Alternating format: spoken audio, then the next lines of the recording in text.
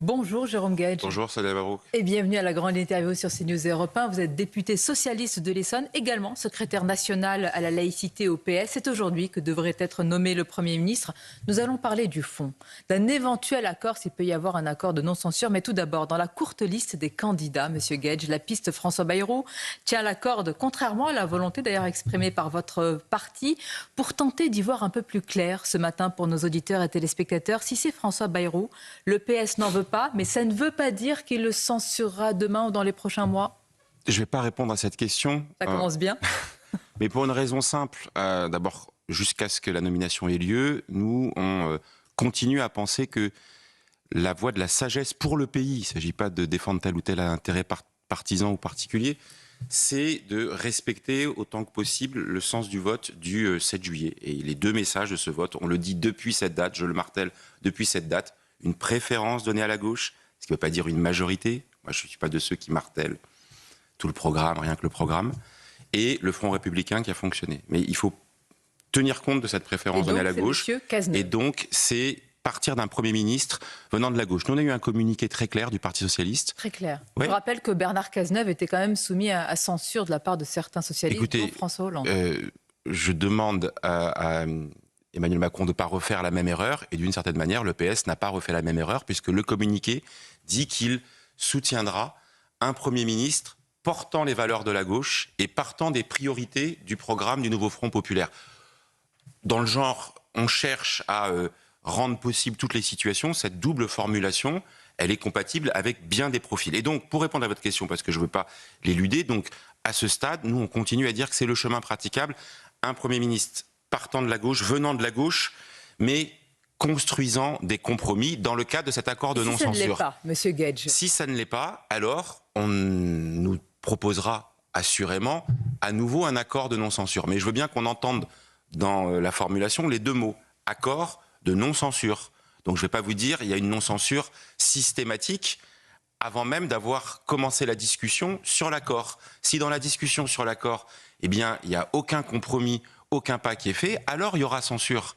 Voilà. Mais donc, je n'agite ni le chiffon rouge d'une censure automatique ni le tapis rouge, si j'ose dire, d'une non-censure automatique. Ça dépend de ce qu'il y a dans la besace de cet accord. Ça dépend de ce que nous aurions fait et de ce que nous ferions, parce que je continue à penser que c'est nécessaire, avec un Premier ministre venant de la gauche, rechercher le compromis, parce que, au bout du bout, et on va parler du fond, vous l'avez dit, c'est l'intérêt du pays que de construire ces compromis pour répondre aux aspirations de nos concitoyens sur les sujets qui les préoccupent. Ce que j'entends moi dans ma permanence, on parle pouvoir d'achat, services publics, on parle transport, logement, on parle sécurité aussi. Le prochain Premier ministre va devoir porter ces sujets. Jérôme Gage, si ce prochain Premier ministre, quel qu'il soit d'ailleurs, fait appel à des personnalités de gauche et de droite, comme M. Retailleau, que faites-vous dans ce cas-là? Censure ou pas, avec M. Retailleau dans le gouvernement? Je le redis, d'abord, si on veut avoir un accord de non-censure, on essaye de part et d'autre d'avoir, des positions qui soient les moins clivantes, celles qui sont susceptibles d'incarner cet esprit de concorde qui devra présider à ce gouvernement. Donc, de la même manière que j'ai entendu qu'il y avait des irritants en disant on ne va pas de tel ou tel dans un gouvernement de gauche, on peut comprendre qu'il y ait des voix qui s'expriment en disant ça ne sert à rien de mettre mais moi, je veux la vôtre sur le ce feu. matin. Voilà. Est-ce que M. Retailleau est un irritant ou est-ce qu'on peut imaginer des personnalités de gauche avec un tel ministre? Pardon, vous allez trouver que j'insiste dans ma voix. Aussi. Mais c'est mon cas. Comme je continue à penser, et j'espère que le président de la République aura la sagesse de nommer un Premier ministre venant de la gauche, j'ai du mal à imaginer, j'ai entendu la parole de Laurent Wauquiez, que Bruno Retailleau vienne participer dans un gouvernement de gauche. Mais ça, c'est un raisonnement par l'absurde. Moi, mais dans la période, vous savez, on est obligé d'avoir ce type de raisonnement pour montrer que... Pour citer une socialiste, quand c'est flou, c'est qu'il y a un loup. Voilà, vous connaissez mieux vos classiques que moi. Très clairement, Jérôme Gage et Bruno Retailleau dans un même gouvernement, faisable ou totalement impensable? J'ai du mal à l'imaginer, voilà, très sincèrement. Non, j'ai du mal à l'imaginer, parce que moi, je vais vous dire... Allez, je vais peut-être me faire taper sur les doigts, mais si, dans l'accord de non-censure, avec un Premier ministre de gauche, on a des avancées significatives sur l'augmentation du SMIC, on a le financement des services publics, par exemple en maintenant les postes d'enseignants ou en dégageant des ressources pour l'hôpital, on a enfin quelque chose qui nous mène sur le chemin de l'abrogation de la réforme des retraites en trouvant un compromis pour que ce soit acceptable. Si sur ces différents points, on obtient ces avancées, moi, au bout du bout, c'est l'intérêt des Français. Et toutes les avancées que je peux prendre, toutes les victoires qu'on peut ramener à la maison, je les prends à ce moment-là. C'est la vision, dans ce contexte particulier, de responsabilité que je porte avec la gauche républicaine si que je souhaite incarner. Dans un gouvernement, si vous avez obtenu des avancées importantes que vous estimmer nécessaires on va pas se mentir, Bruno Retailleau, il a eu des paroles. J'entendais Laurent Wauquiez qui disait on ne peut pas être dans un gouvernement avec des gens dont on ne partage pas les valeurs. Je ne vais pas vous mentir que j'ai des débats républicains, évidemment, mais de divergence de valeurs avec Bruno Retailleau. Et je pense que ça doit être la même chose avec moi. Et donc, moi, je ne souhaite pas qu'on donne l'impression d'un gouvernement de briques et de brocs où c'est le casting qui importe plus que le contenu des mesures au service des Français. Premier ministre ce soir qui tente de trouver ce fameux accord de non-censure. Et vous, il faut vous reconnaître cela, Monsieur Guedj, depuis un certain temps, vous avez dit sur la réforme des retraites, il peut y avoir une porte ouverte, il peut y avoir une forme de consensus. Est-ce que si, dans cet accord, la gauche renonce, en tous les cas, on gèle la réforme des retraites petit à petit, et la droite dit l'immigration, pas tout de suite une nouvelle loi, cet accord, vous dites banco, vous signez ? Il faudra que tout le monde se sublime et se transcende. Je redis, ça ne peut pas être tout le programme, rien que le programme. Ceux qui ont dit ça ont rendu impossible le chemin du compromis, et d'une certaine manière, on en a payé le prix. Mais ça ne peut pas être en face des gens qui nous disent tout le bilan, rien que le bilan d'Emmanuel Macron, et on ne touche à rien à ce qui a été fait. Donc, dans un moment de recherche de compromis, on voit un petit peu ceux qui sont capables de hausser le niveau de jeu, comme on dit au foot.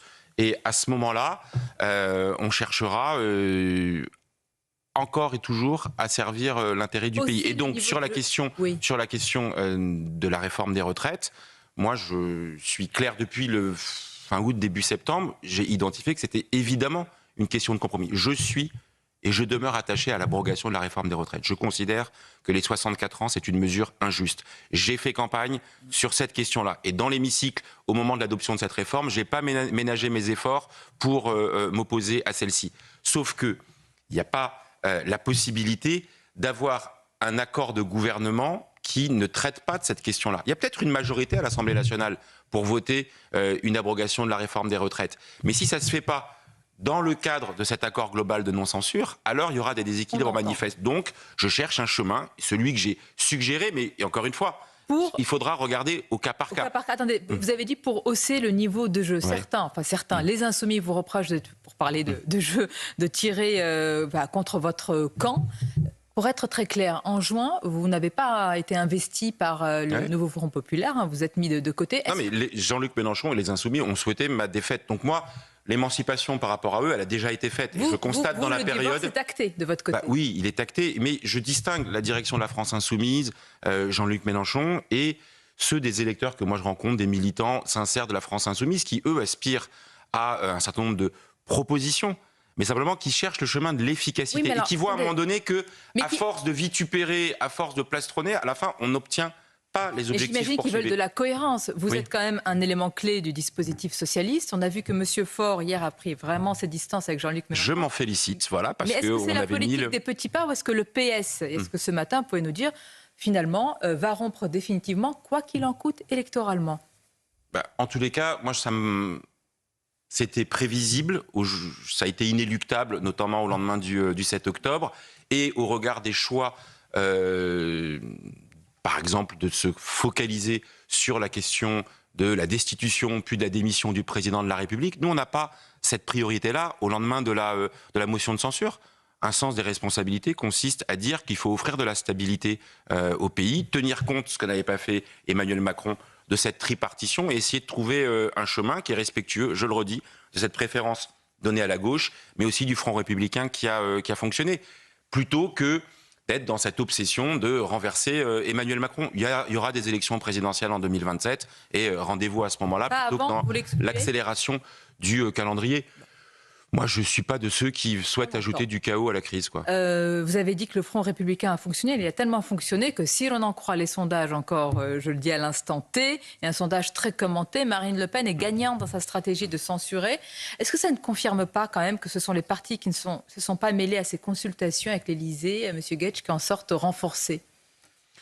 Je ne sais pas. Moi, je regarde avec lucidité les sondages et puis le niveau de popularité de Marine Le Pen. Mais c'est la raison pour laquelle moi, je préfère avoir une confrontation sur le terrain des idées et de savoir exactement quels sont ceux qui sont cohérents. On peut se battre pour les services publics, mais il faut assumer de dégager des ressources et des financements. Moi, j'étais sur le budget de la sécurité sociale, celui qui a fait chuter Michel Barnier. Et jusqu'au bout, j'étais interloqué par le fait que le RN pouvait avoir des positions convergentes avec celles qu'on défendait, mais dès qu'il était question de dégager des ressources, il disait « ah ben non, on touche surtout pas ». Ça marche pas comme ça. Si vous voulez préserver le pouvoir d'achat des retraités, si vous voulez éviter les déremboursements des médicaments, à un moment donné, il faut avoir des ressources à dégager en justice et en partage des richesses plus ça, c'est plus la efficace. confrontation des idées. Oui. Mais est-ce que vous trouvez normal qu'on exclue, d'ailleurs, côté LFI comme côté RN, tant de millions d'électeurs des discussions de ce qui va advenir ? Moi, j'avais compris que la réunion, elle portait sur ceux qui avaient participé au Front républicain. LFI a été invité. Il a d'ailleurs fallu que Olivier Faure et les dirigeants du Parti socialiste disent que c'était un peu anormal de ne pas les inviter. C'est nous qui, les premiers, avions demandé au président Macron d'organiser ce type de consultation. Et ils ont décidé de ne pas y aller. Ils se sont auto-exclus. C'est leur problème. C'est la divergence de stratégie que nous avons avec eux. Et du côté du RN, par définition, ils ne font pas partie du Front républicain qui s'est exercé.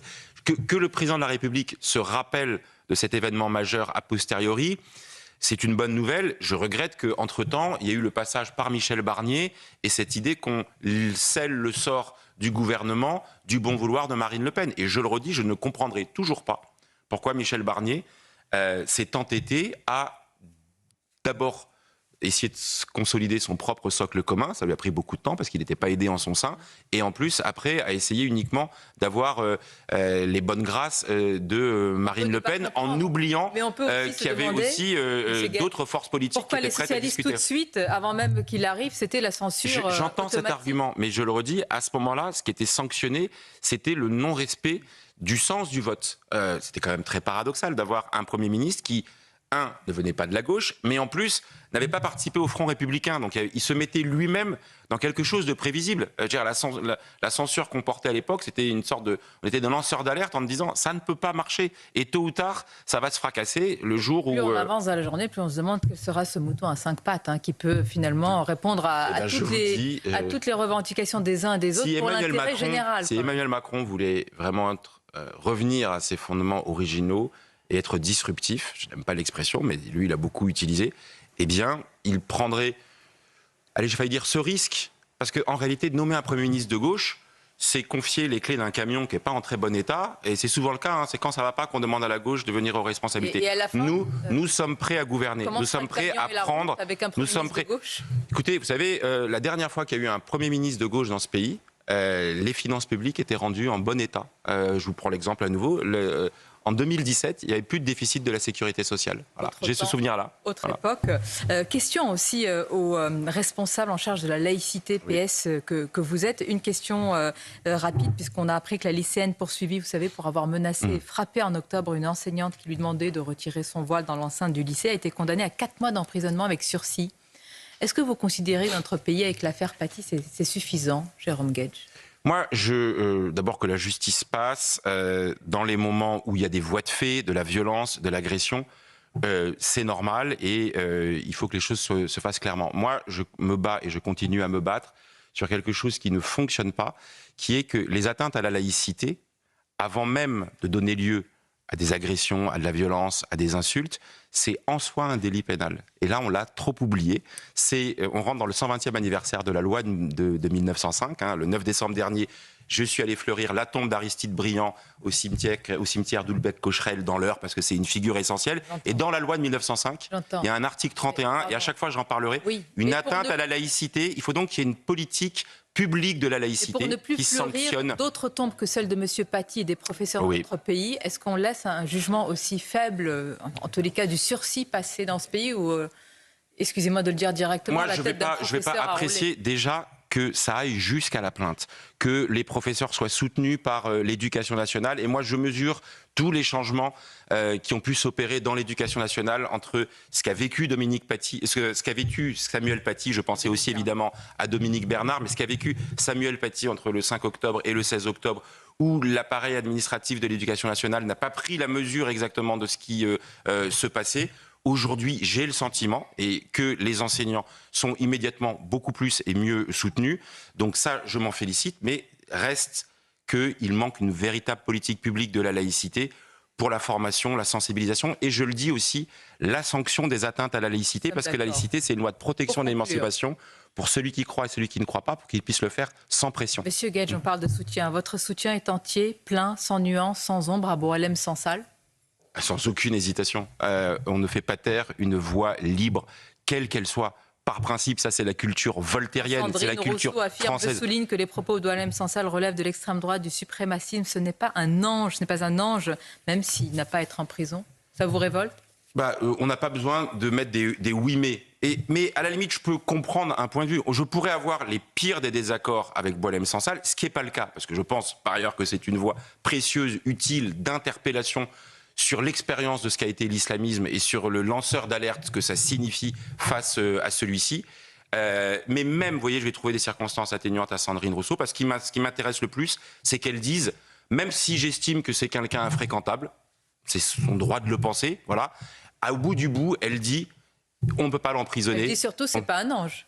Elle dit qu'il est responsable d'idées suprémacistes. Non, mais c'est pour ça que ça donne... C'est plein et entier. Ah, mais c'est un soutien plein et entier, sur la forme et sur le fond, évidemment. Voilà. Merci Jérôme Guedj. C'était votre grande interview. Je vous dis à bientôt. À bientôt.